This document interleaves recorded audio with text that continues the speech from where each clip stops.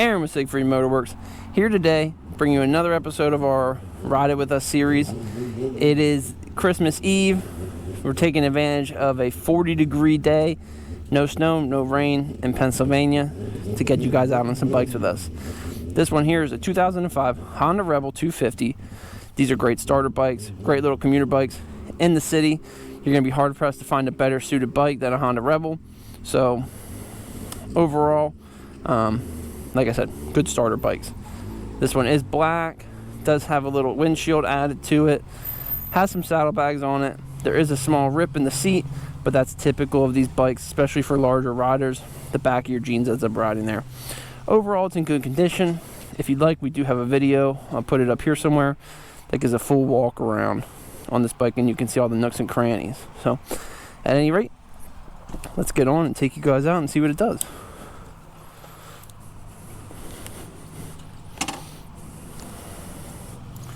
This is a carbureted bike, so it does have a handlebar mounted choke, but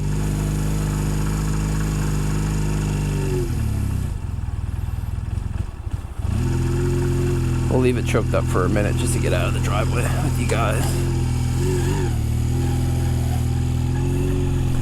9,494 miles at the time when we're starting this ride on this little 250.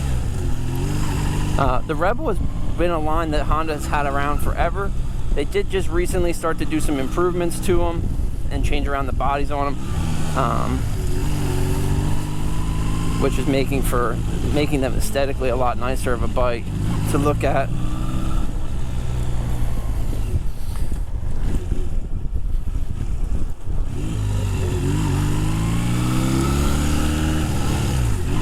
Couple things of this Rebel right off the bat. These are small frame bikes.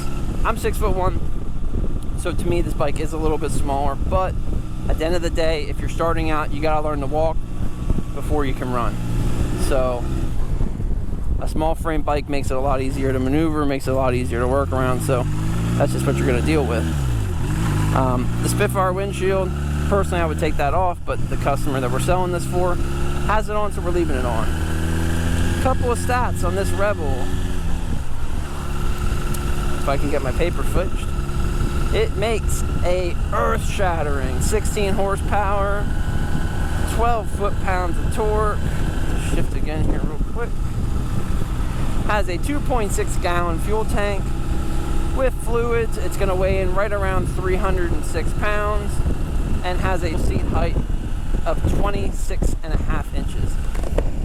Making this all around a great bike for people to learn on because you do have a lot of control. These Rebels are 2-up capable, myself personally. If you're going to commute around town, 2-ups no problem. Not a bike I would take on the highway and try and ride 2-up. Now here's what makes the Rebel so great for new riders. It's small, it's nimble, and it's not a bike where you're going to accidentally hit the throttle and get yourself in any kind of trouble. It is a super forgiving bike, and honestly, they ride nice for what they are. If you're looking at a Rebel 250, you're probably looking at other bikes as well. A Ninja 250, the Ninja 300s, Kawasaki constantly changes that around. Yamaha just brought the Yamaha R3 to market. What else? The CBR 250 just came to market as well here recently. And while those bikes may run a little bit faster or do a little bit different, you're not going to have the seating position like you do on the Rebel, where it's going to be a comfortable, easy to ride seating position. It's you're going to be in a sport bike position, leaned up over the bike, and after a couple hours of riding, you're definitely going to feel some fatigue over on a sport bike versus on a cruiser frame like this Rebel does have on it.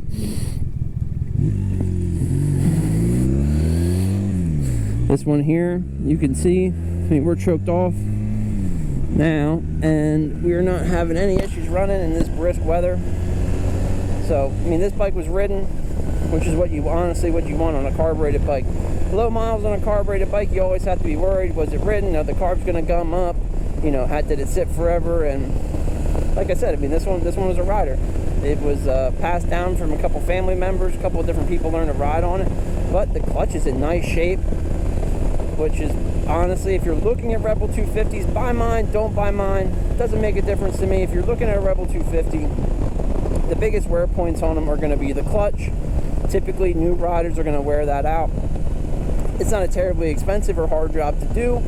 If you have some basic tools and some sense of mechanical knowledge, or a buddy that has a sense of mechanical knowledge, you guys could easily replace a clutch on one if the need presented itself. But like I said, on this one here, the clutch is in nice rideable shape.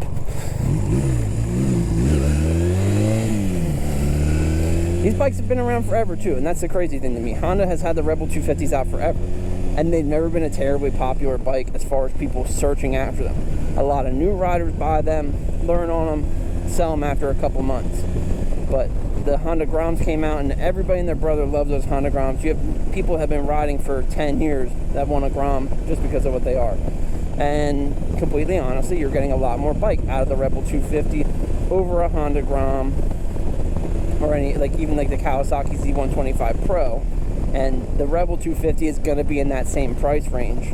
Now obviously you lose a little bit of the cool factor, but there are a ton of things that you can do to these Rebels to give them that custom look and make it your own.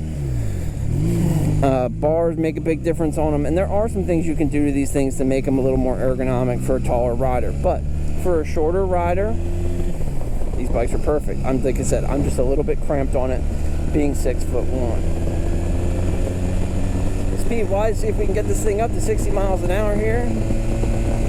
And I mean, we might be able to do it, but I don't know.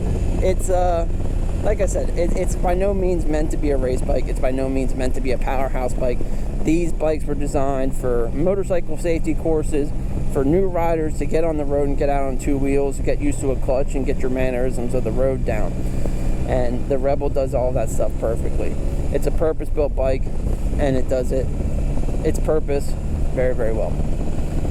So this one was just fully serviced, had a bunch of stuff done to it recently: battery, tires, brakes, just had an oil change done, chain was just replaced. I mean, this thing is ready to ride. It's whoever's going to buy it, you got a couple thousand miles of real nice clean ownership without having to worry about anything. So that's what you want. You want to be able to buy a bike, hop on it and go. And that's what the Rebel 250 does every single time. It is an A to B every time you hit the key bike. Giving a thumbs up from Siegfried's Motorworks on it, for sure. And there again, I mean, they're climbing any grade. I mean, no lack of power. I'm a bigger guy, and there's no lack of power. It's not like it's sitting here and I had a downshift just to climb a grade. So it gets a sample approval for me, for new riders, commuters, and city goers alike. Let's see if we can't make my turn here real quick.